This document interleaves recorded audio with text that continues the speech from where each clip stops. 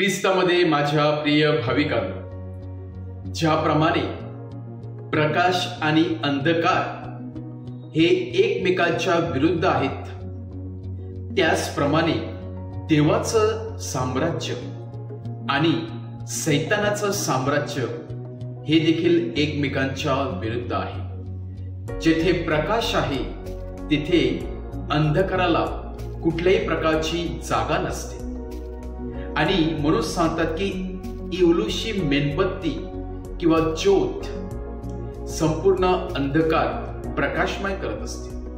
म्हणजे जेथे देवाचं सामर्थ्य आहे, जेथे देवाचं साम्राज्य पसरलेलं आहे, प्रकाश पसरलेला आहे, तेथे त्या सैतानी काळोख्या रात्रीला आणि सैतानाच्या साम्राज्याला कुठल्याही प्रकारची जागा नसते, कुठल्याही प्रकारचं स्थान नसते। कारण परमेश्वराचे साम्राज्य आणि परमेश्वराची शक्ती ही सर्वात महान आहे।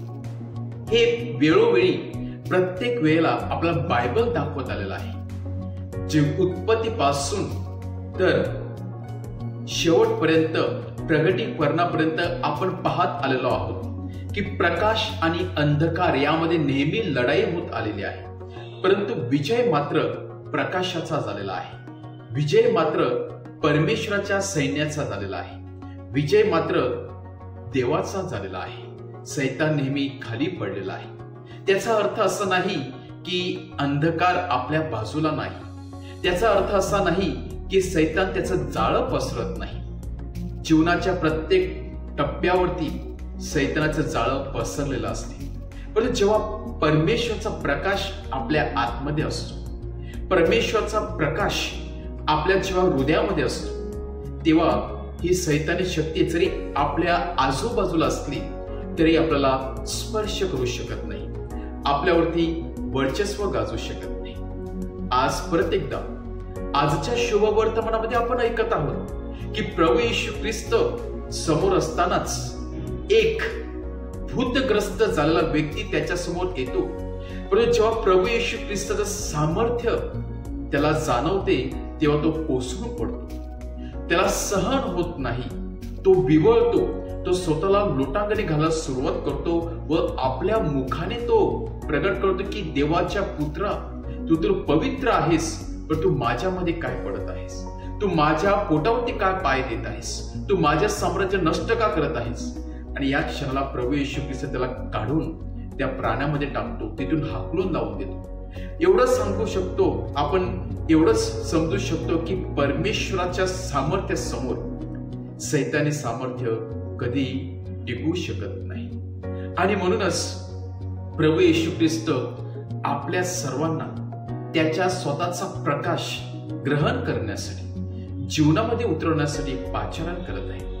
आणि म्हणून प्रभू येशू ख्रिस्ताने म्हटलेलं आहे, मी जगाचा प्रकाश आहे आणि जो मला अनुसरतो तो अंधारात कधीच चाचपडणार नाही किंवा चालणार नाही। या समाजामध्ये राहत असताना आपल्याला ख्रिस्ताच्या प्रकाशाची गरज आहे, ख्रिस्ताच्या शक्तीची गरज आहे, साम्राज्याची गरज आहे। आणि जितक्यांदा आपण प्रभू येशूच्या प्रकाशामध्ये राहणार आहोत, जितक्यांदा आपण परमेश्वराचं सामर्थ्य आत्मसात करणार आहोत, तितक्यांदा आपण प्रबळ, महान, सामर्थ्यवान होत जाणार आहोत। आज परत एकदा ख्रिस्ताकडे येऊया, त्या सैतानी शक्तीचा लढा देण्यासाठी सज्ज राहूया आणि प्रभू येशू ख्रिस्ताची ज्योत आपल्या जीवनामध्ये तेवत ठेवण्याचा प्रयत्न करूया। जी व्यक्ती प्रभू येशूच्या नावाने जात असते, जी व्यक्ती प्रभू येशूच्या नावाने पुढे सरसावत असते, त्या व्यक्तीच्या मनामध्ये भीती नसते, त्या व्यक्तीच्या मनामध्ये पराभवाला तोंड देण्याची भीती नसते, तर ती व्यक्ती धैर्याने खंबीर उभी राहत असते। आपण देखील ख्रिस्ताचा प्रकाश आज आपल्या जीवनामध्ये उतरवण्याचा प्रयत्न करूया, सज्ज राहूया आणि प्रभू येशूच्या प्रकाशमाने प्रकाशमान होऊन आपण त्याचं साम्राज्य सर्वीकडे पसरवण्याचा प्रयत्न करूया।